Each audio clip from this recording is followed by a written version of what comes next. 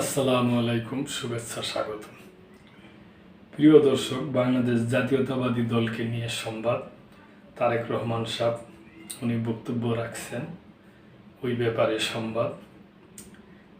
স্থানীয় নির্বাচন পলাতক স্বৈরাচারকে পুনর্বাসনের সুযোগ করবে তারেক রহমান।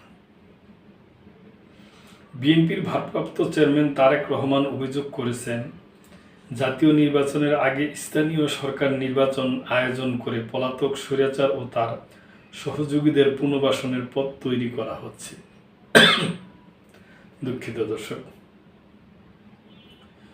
শুক্রবার জাতীয় প্রেস ক্লাবে আমার বাংলাদেশ পার্টির এবি পার্টির পঞ্চম প্রতিষ্ঠা বার্ষিকী অনুষ্ঠানে ভার্চুয়ালি যুক্ত হয়ে তিনি এসব মন্তব্য করেন।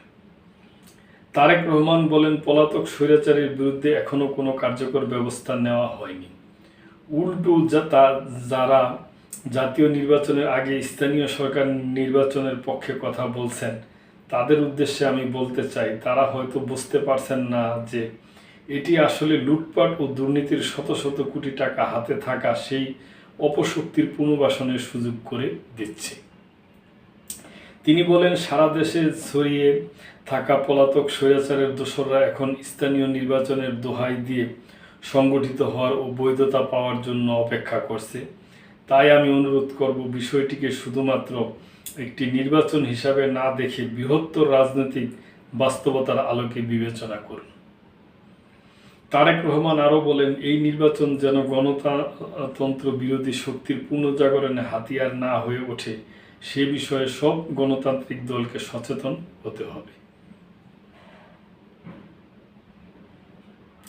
তো দর্শক, তারেক রহমান সাহেব এই এবি পার্টির প্রতিষ্ঠা বার্ষিকীতে ভার্চুয়ালি সংযুক্ত হয়ে সামান্য কিছু বক্তব্য দিচ্ছেন। তা এগুলো আপনাদের যে বক্তব্যটা আপনাদের পড়ে শুনাইলাম। তা আমি মনে করি যে উনি যে কথাগুলো বলছেন যুক্তিযুক্তই। তার কারণ এখন সরকারের সামনে যে ইলেকশন কিংবা জাতীয় ইলেকশন হবে, কিংবা তার আগে স্থানীয় ইলেকশন হবে কিনা, এই ব্যাপারে বর্তমান সরকার যথোপযুক্ত বিধিবিধান পালন করে এবং যে বাংলাদেশে যে রাজনৈতিক দলগুলো আছে এদের সাথে আলাপ আলোচনা করে যেটা ভালো হয় এটাই করবে আমাদের আশা। আজকে এই পর্যন্তই। ভালো থাকবেন, সাবস্ক্রাইব করে চ্যানেলটির পাশেই থাকবেন। আল্লাহ হাফেজ।